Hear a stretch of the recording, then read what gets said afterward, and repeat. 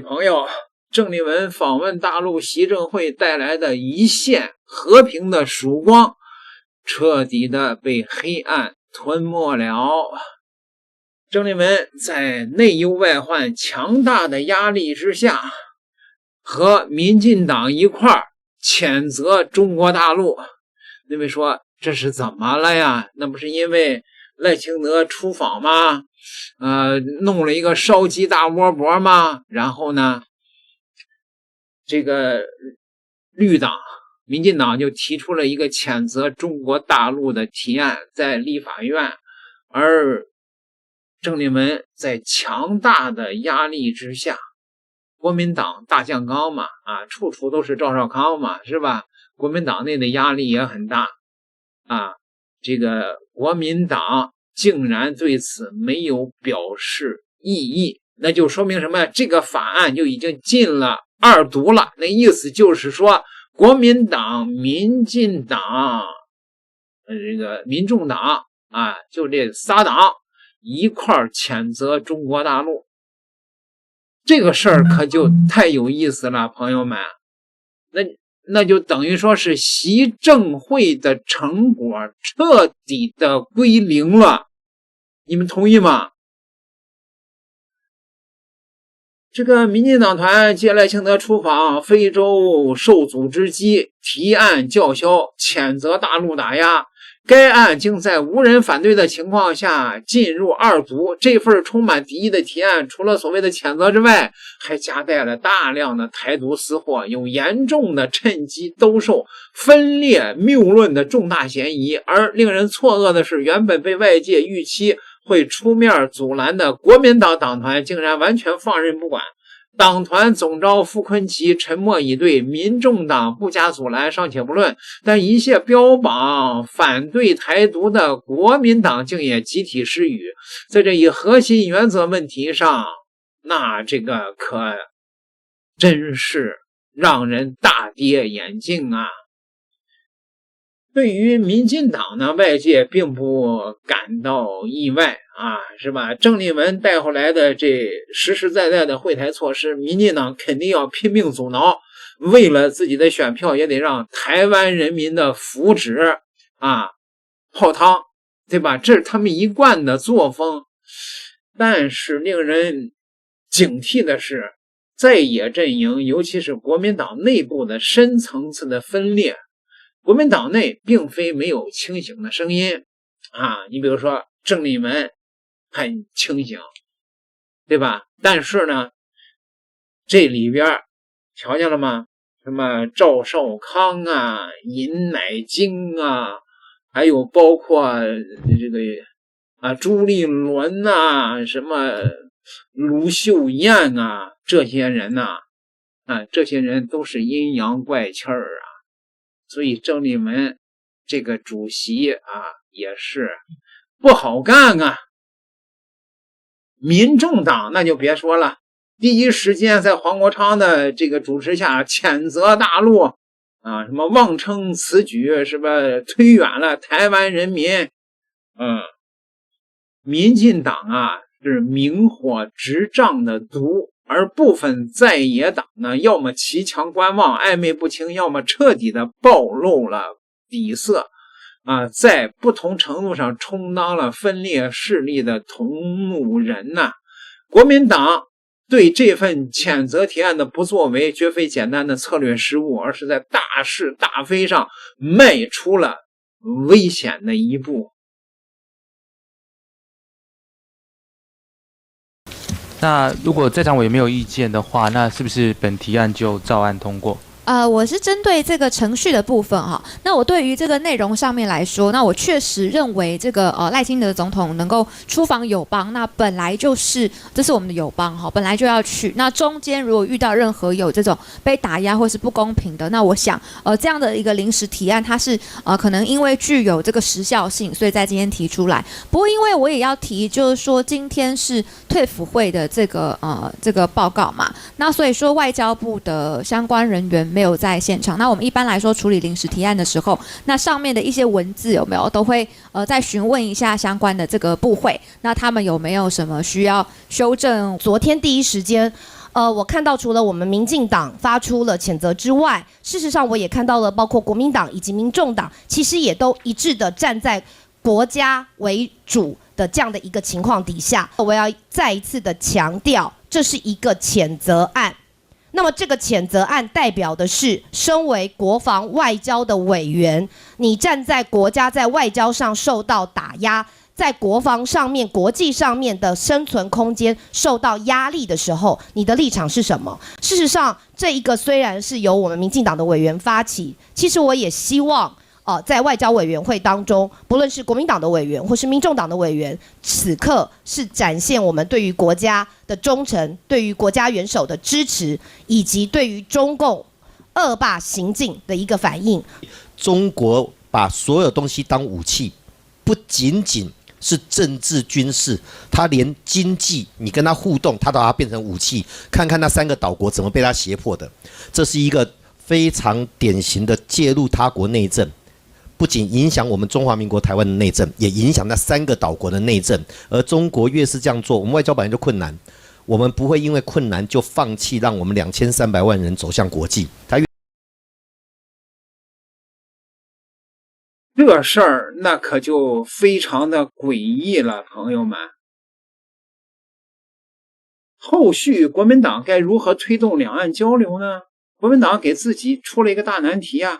一边举手赞成提案，说大陆在打压谴责，另一方面又成天喊着跟大陆交流要和平，这不就是自己打自己的脸吗？你刚骂完人家，转头又跟人家说好好说话，这怎么谈呢？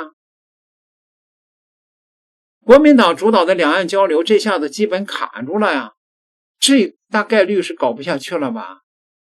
大陆刚发布的10项惠台政策，这本来就是给台湾同胞送好处的，现在好了，民进党那边更有理由拒绝了。你看连国民党都说大陆在打压，国民党自己呢刚投了赞成票，谴责了大陆，再想去推这些好政策，腰杆子也硬不起来了，说话没底气，做事也放不开手脚了。中国的网友说的就比较难听了，说国民党是嘴上反台独，行动上却在支持台独，老毛病改不了。大陆该干嘛干嘛吧，该围岛就围岛，该反分裂就反分裂啊，根本不用看国民党的这点小把戏了，对吧？好吧，咱们再看看这个本来呀，这10项惠台措施啊，民进党就不可能让它落实。民进党直接打电话给那些台商，说你们他妈的不许鼓吹这惠台措施，而且呢，打完电话以后还不敢承认。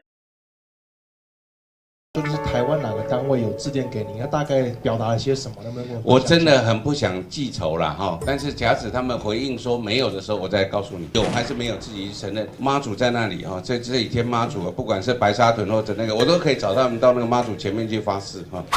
我们有进行业者的了解，不过你可以问徐理事长但他没有回我电话，但是他应该知道业者的权益而努力的，没有所谓施压，我们只有关怀支持，没有所谓施压。我们也是有选票的，你用这样子莫须有的来对我们产业，这样子选票上你会流失的。很多业者都跟陆委会长期互动，也知道我们陆委会是真正关心他们的，让他们避开风险，让他们不要在没有制度性、缺乏保障。活在一个不确定当中，大家都知道，我们都是在协助他们的，帮他们降低风险。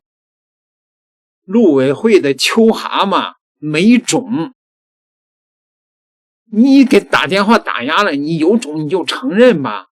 秋蛤蟆一点种没有，说我没有打电话。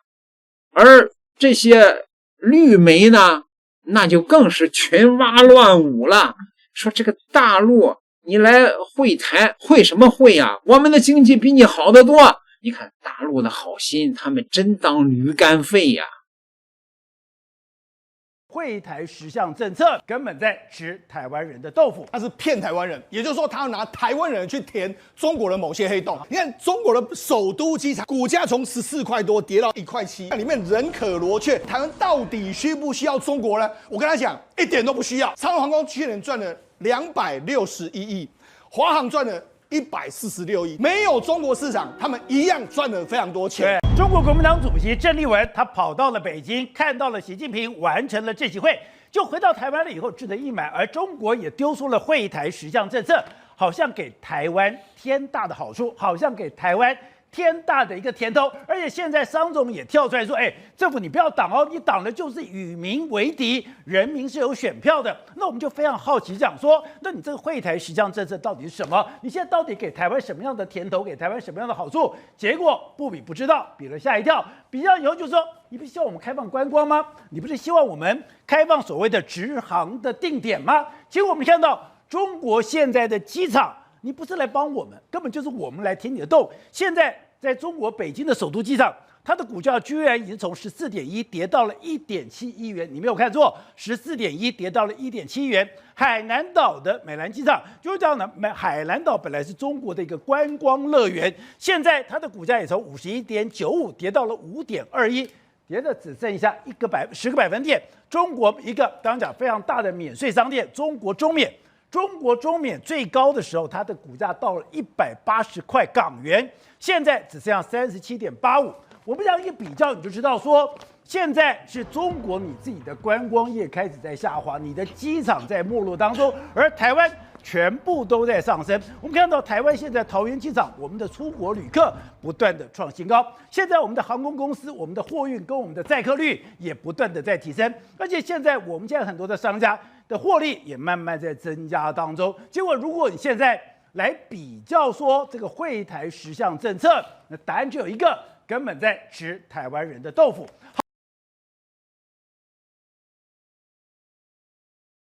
大家都知道啊，这个刘宝杰啊，这是有名的绿蛙了，是吧？你看那个样子呀，是吧？你恨不能一脚踩上去啊！你拿一个机场的股票，能说明什么呀？这机场板块目前的股票不太好啊，说明台湾的经济就比大陆强，是吗？问题是，即便是大陆的机场的股价现在不好，那要开放了两岸观光之后，是台湾去大陆的游客多呢，还是大陆到台湾的游客多呢？是对谁有好处啊？你看了没有？中国大陆简直就是好心被人家当驴肝肺呀，所以根本落实不了。然后呢，郑丽文这一下再跟着一块谴责大陆，那我可以告诉大家，习政会的成果完全归零了，没戏了啊！和平的一线曙光也没了。那就等着吧，那就等着2029武统呗，没别的法了呗。点个订阅，咱们下期再聊。